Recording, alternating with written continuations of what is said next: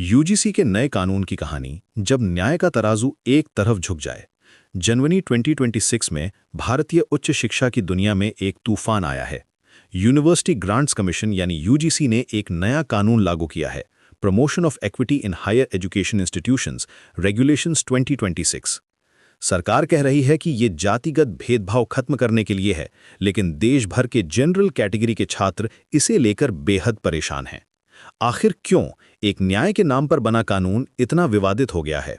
इस कहानी की शुरुआत होती है कुछ दुखद घटनाओं से। रोहित वेमुला और पायल तडवी जैसे मामलों ने दिखाया था कि हमारे एजुकेशनल इंस्टीट्यूशंस में जातिगत भेदभाव कितनी गंभीर समस्या है। सुप्रीम कोर्ट ने भी इस मुद्दे पर हस्तक्षेप किया था। इन सब घटनाओं के बाद सरकार ने महसूस किया कि कुछ ठोस कदम उठाने होंगे, लेकिन जो समाधान निकाला गया है वो शायद एक नई समस्या का जन्म दे रहा है। लेकिन जो कानून बना है उसमें कुछ ऐसी बातें हैं जो बहुत सारे लोगों को चिंता में डाल रही हैं। सबसे बड़ी समस्या ये है कि इस कानून में कास्ट बेस्ड डिस्क्रिमिनेशन की परिभाषा बहुत ही सेलेक्टिव है। कानून कहता है कि जातिगत भेदभाव का मतलब है केवल एससी, एसटी और ओबीसी कैटेगरीज के साथ होने वाला भेदभाव, यानी अगर किसी जनरल कैटेगरी के स्टूडेंट के साथ उसकी जाति के कारण भेदभाव होता है तो वो इस कानून के दायरे में नहीं आता। ये बात सुनने में थोड़ी अजीब लगती है ना? जब हम जेंडर के मामले में देखते हैं तो कानून कहता है कि जेंडर में मेल, फीमेल और थर्ड जेंडर सभी शामिल हैं।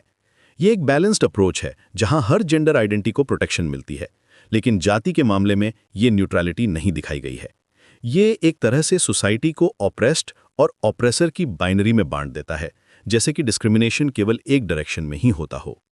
अब बात करते हैं इस कानून के प्रैक्टिकल इम्प्लीकेशंस की। हर एजुकेशनल इंस्टीट्यूशन में अब इक्वल अपॉर्चुनिटी सेंटर बनाना अनिवार्य है। इसमें SC, ST, OBC, persons with disabilities और विमेन का रिप्रेजेंटेशन होना चाहिए। ये कमिटीज 24 आवर्स के अंदर प्राइमरी एक्शन लेने का अधिकार रखती हैं। अगर कोई कंप्लेंट आती है तो इंस्टीट्यूशन की फंडिंग तक रोकी जा सकती है। इस तरह की स्विफ्ट एक्शन की पावर काफी व्यापक है। सबसे चिंताजनक बात यह है कि फॉल्स कंप्लेंट्स के लिए कोई पेनल्टी नहीं है, यानी अगर कोई व्यक्ति झूठी शिकायत करता है तो उसके लिए कोई सजा का प्रावधान नहीं है। ये एक डेंजरस प्रेसिडेंट सेट करता है। इससे ये अजम्पशन बनता है कि एससी, एसटी कैटेगरी से आने वाली हर कंप्लेंट सच है और जनरल कैटेगरी का व्यक्ति पहले से ही गिल्टी है। ये प्रिजम्पशन ऑफ इनोसेंस के बेसिक प्रिंसिपल के खिलाफ जाता है। ये कानून डिस्क्रिमिनेशन की डेफिनेशन भी बहुत ब्रॉड रखता है। इसमें लेटेंट बायस और ऐसा बिहेवियर भी शामिल है जो इक्वालिटी ऑफ ट्रीटमेंट को कॉम्प्रोमाइज कर सकता है।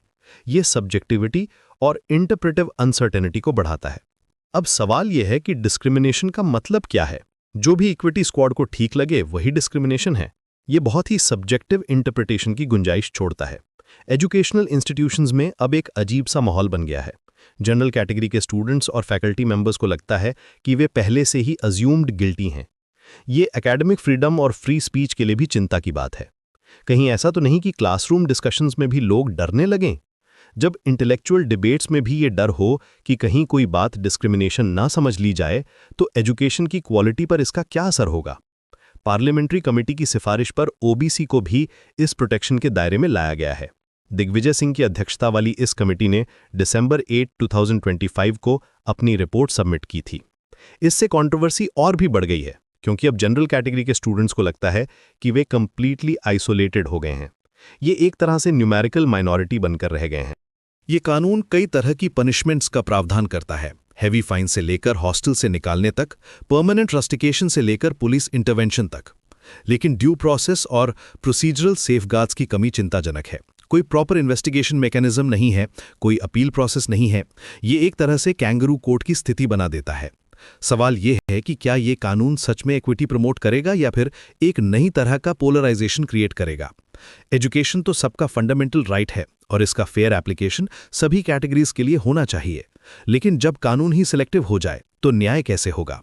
ये अप्रोच रिवर्स डिस्क्रिमिनेशन का रूप ले सकती है। आज के समय में जब हम इंक्लूसिव सोसाइटी बनाने की बात करते हैं तो ये कानून उस डायरेक्शन में एक स्टेप बैकवर्ड लगता है। ट्रू इक्विटी का मतलब ये नहीं है कि एक ग्रुप को प्रोटेक्ट करने के लिए दूसरे ग्रुप को वल्नरेबल बना दिया जाए। रियल सोल्यूशन तो ये होता कि डिस्क्रिमिनेशन के खिलाफ एक यूनिवर्सल लॉ बनता जो सभी को इक्वल प्रोटेक्शन देता। ये डिबेट अभी शुरू हुई है और आने वाले दिनों में इसके रियल वर्ल्ड इम्प्लिकेशंस देखने को मिलेंगे। क्या ये कानून सच में डिस्क्रिमिनेशन को कम करेगा या फिर एक नई तरह की प्रॉब्लम्स क्रिएट करेगा, ये समय ही बताएगा।